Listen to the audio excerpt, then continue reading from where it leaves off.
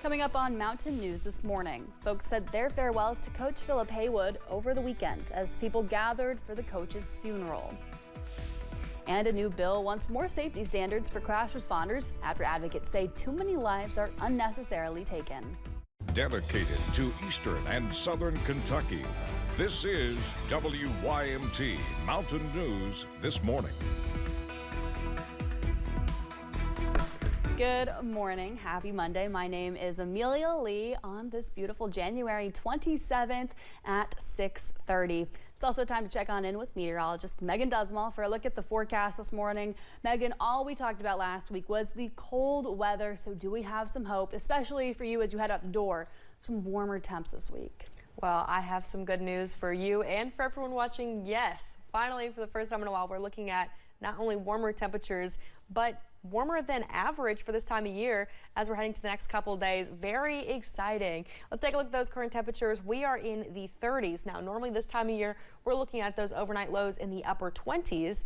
And for the most part, we are above that, with the exception of Erin, Moorhead, and Ashland, which are just a little bit below that. Now let's take a look at the wind speeds, and we are looking quite calm, so those temperatures will feel exactly like those temperatures, not feeling any colder because of that wind chill today. So there's another bit of good news. Now for the forecast time, we are looking in the mid-40s. Normally this time of year, we are looking at the mid-40s, so we're right on track for that. But as we go through the next couple days, we'll continue to see those temperatures track warmer and warmer. By the time we head into Sunday, we're looking in the upper 50s.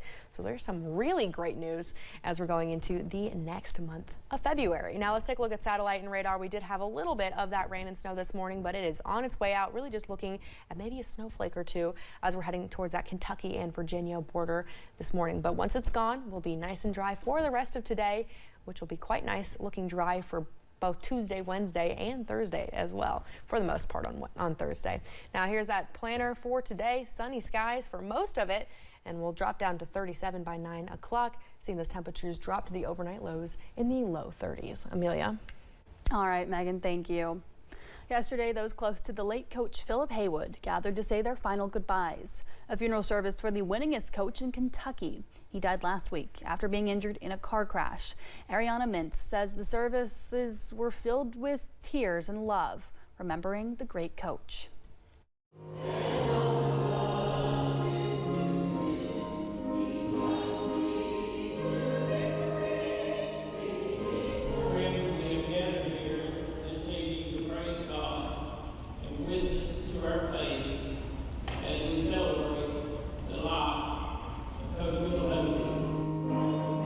A day filled with emotion.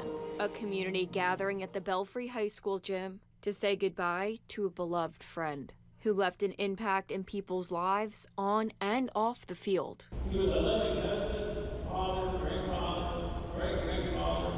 He was a friend, a mentor. He was a pillar of this school, of this community, and of our church. Coach Philip Haywood, the winningest coach in Kentucky, was put to rest on Sunday. He died following a car crash. Loved ones gathering at his funeral to say goodbye to a cherished mentor. There's a day coming when we'll all be together, where Jesus will come to meet us, and he will take us home, and we will live in that beautiful place forever and ever and ever. Family and friends saying their tearful goodbyes one last time, knowing his legacy will forever be etched in Pirates history. Ariana Mintz, WSAZ, Belfry. Coach Haywood was the head football coach at Belfry High School for 41 years. He was also a guidance counselor and mentor who will not be forgotten. Legendary Clay County girls basketball coach Donnie Gray died over the weekend, according to the Clay County High School Facebook page. Gray led the Clay County Tigerettes to the 1989 Girls State Championship. He was also an Associated Press Coach of the Year 3 times in his career and has the 6th best winning percentage in KHSAA history. Earlier this month, fans and former players celebrated the legend's impact on the community. There's no word yet on the funeral. Earlier this month, hundreds of bills were filed while Kentucky's General Assembly convened. Among those is House Bill 115. If passed, it would allow tow truck drivers to turn on blue lights when responding to a crash. Maggie Rickerby shows us why tow truck companies across the Commonwealth are backing the bill. If he could get killed, any of us can. Tow truck driver Bubba Johnson is the man behind House Bill 115. He says current safety measures for crash responders are not enough. Even with Kentucky's slow down, move over law, responders are still getting hurt. Others have been killed. The solution? Have a blue light in operation while they're sitting there working that scene, but they're prohibited them from using the blue light when they're traveling. But Representative Richard White filed House Bill 115 to change that. Supporters of the bill say a blue light would encourage drivers to slow down. For many, this bill hits home. Troy Caldwell was struck and killed on the side of the road while he was working on I-64 in Bath County. This truck behind me was his. Jerry Cantrell worked with Troy for 5 years. We were like brothers. We spent more time together than we did with our wives. You know, he came in every day with a smile on his face. He left every day with a smile on his face, and everybody loved him.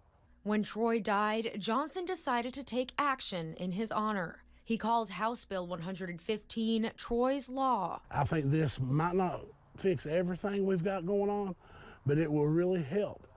And if it'll save one life, then it was worth doing. Johnson's advocacy has gained the support of tow truck drivers across Kentucky and beyond on social media. In Rowan County, Maggie Rickerby, WKYT. Johnson says the day House Bill 115 is presented to a committee, tow truck drivers plan to gather in Frankfort to flash their yellow lights in honor of Troy. Education Commissioner Robbie Fletcher says the state supporting education excellence in Kentucky, or SEEK funding, is on track to be $12 million short for the current school year. The current budgets per pupil funding allocation gave a lower estimate than what ended up being needed this school year. Earlier this month, the Kentucky Student Voice team filed a lawsuit against the state.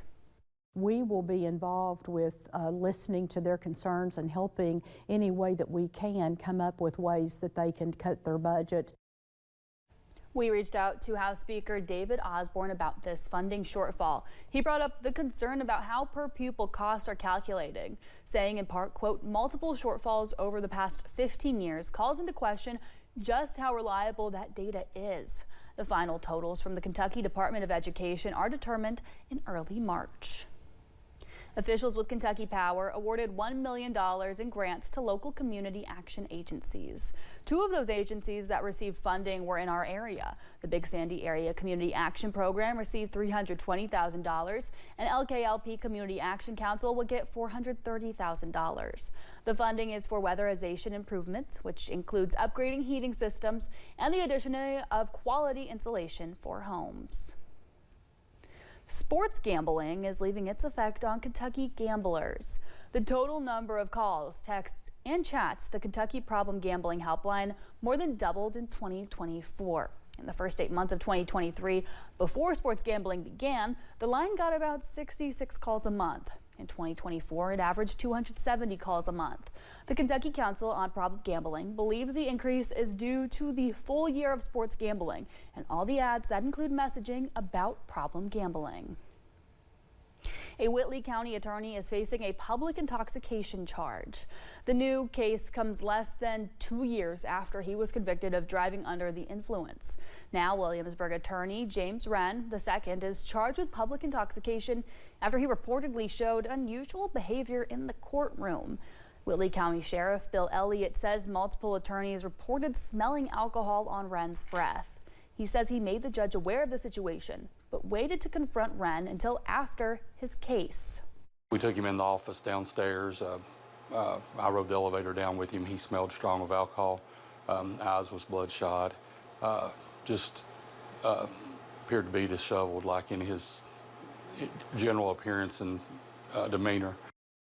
Sheriff Elliott says the incident reflects the importance of accountability, even for high-profile figures. 2 people from Louisville are facing charges after police executed a search warrant at a Pulaski County home. Law enforcement agencies went to a home on Kentucky 1676 in the Science Hill area.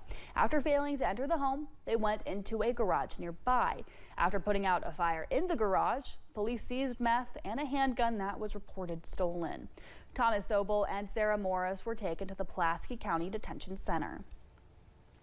On Saturday around 10 in the morning, the Perry County Sheriff's Office responded to a crash on Hal Rogers Parkway.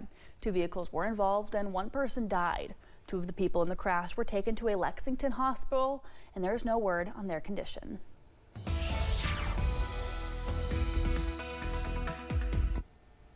We're going to continue to see those temperatures warm up as we head into the afternoon. Here are those forecast highs, though. We are looking in the mid-40s across the region. A little bit cooler as you're heading towards Virginia, 41 in Wise, 43 in Clintwood, same in Jonesville. Looking a little bit warmer as you're heading more towards that Kentucky-Tennessee border.